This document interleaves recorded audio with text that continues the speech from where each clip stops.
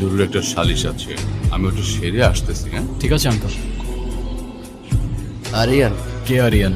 আপনি আরিয়ান না? আপনার মাথায় যদি কোনো সমস্যা না থেকে থাকে, আই গেস আপনার কানে সমস্যা আছে। একটু আগেই তো বলে গেল আমার নাম, আমি কবির। ওইটা তো ওরা জানে, আসল পরিচয় দেন। আপনি কে? আমি অতৃপ্ত আত্মা, ভ্যাম্পায়ার, ভূত। হ্যাঁ, তোমাদের কথা শেষ হলে চলো তোমার রুমটা দেখিয়ে দিই। হ্যাঁ চলো চলো। কি দেখছো? সবকিছু কেমন যেন পরিচিত লাগছে, মনে হচ্ছে এখানে এই গ্রামে আমি আগেও এসেছিলাম। তাই নাকি? তো কবে এসেছো শুনি? জানি না। ও সব জানে, না জানলে ভান ধরছে। স্যার ওরে কি খাইয়া দেবো? এখন কিচ্ছু করতে হবে না, সময় সুযোগ মতো সবকিছু আমি দেখবো, তুই খালি ওর দিকে নজর রাখ। ঠিক আছে স্যার। আচ্ছা চলো তোমাকে গ্রামটা ঘুরে দেখে। হ্যাঁ চলো চলো। চলেন চলেন। তোমরা কোথায় যাচ্ছ? ওই যে গ্রাম ঘুরাইতে। তোমাদের কোথাও যেতে হবে না, আমি সব চিনি। চলো। এই গ্রামে আমাদের শত্রুর অভাব নাই, ছোট স্যারের আদেশ আছে, আপনার 1 লাখ কোথাও যাইতে দেওয়া যাবে না। উফ, বিরক্তকর।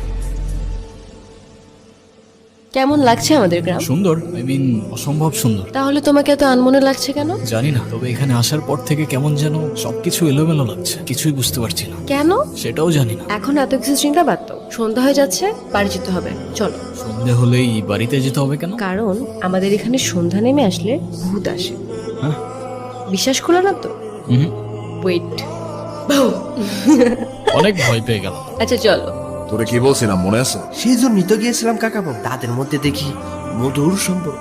জি স্যার, জুই ম্যাডাম আর কবির স্যারের মধ্যে মনে হয় প্রেম ঘটিত কোনো সম্পর্ক আছে। কবির নাকি আরিয়ান? আরিয়ান কেমন হয় কন দেখি, আমরা তো নিজেরা আহ, ওর দিকে খেয়াল রাখ, কোনো রিস্ক নাও যাবে না, সুযোগ পয়সা সবই করতে দিতে হবে। ঠিক আছে। শহরে থাকি কি না কি খাস আল্লাহ জানে। সারাক্ষণ আমার টেনশন লেগেই থাকে। এই নে পেট ভরে খাবি। সঞ্জয়, নতুন মেহমান নিয়ে আসছোস, একটু সাবধানে থাকিস, আমাদের তো শত্রুর অভাব নেই, যে কোনো সময় যে কোনো কিছু হয়ে যেতে পারে। তুই যে কি বলিস না ছোট, আমাদের আবার শত্রু কোথায়? হ্যাঁ, গ্রামের সবাই আমাদের কত ভালোবাসে, তাছাড়া কেউ জেনে শুনে আমার কিংবা আমার মেহমানের কোনো ক্ষতি করবে না। বাবা কবির, আমাদের গ্রামটা তুমি কেমন দেখলে? আপনাদের গ্রামটা বেশ সুন্দর, তবে আমার কেন যেন মনে হচ্ছিল এখানে আমি আগেও এসেছি।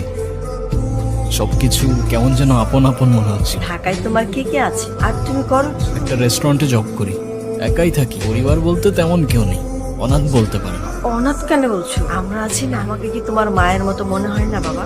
তাছাড়া সব মায়ের না সব সন্তানকে আপন মনে হয়, অনাথ মনে হয় না। আজ থেকে তুমি আমার সন্তানের মতো। এই বাড়ির দরজা তোমার জন্য চিরদিনের জন্য খোলা। তোমার যখন প্রয়োজন তখন তুমি আসবে, এবং তোমার যা প্রয়োজন তুমি আমার কাছে চাইবে। আপনাদের এই ভালোবাসাগুলো আমি কখনো ভুলতে পারবো না। আমার মতো একটা ছেলেকে আপনারা এভাবে আপন করে নেবেন ভাবিনি। তারা সবাই খুব ভালো মনের মানুষ। আপনাদের সাথে বসে প্রথমবারের মতো পরিবারের ফিলিংটা বুঝতে পারলাম। ঠিক ছোট, তুই খাচ্ছিস না কেন? হ্যাঁ,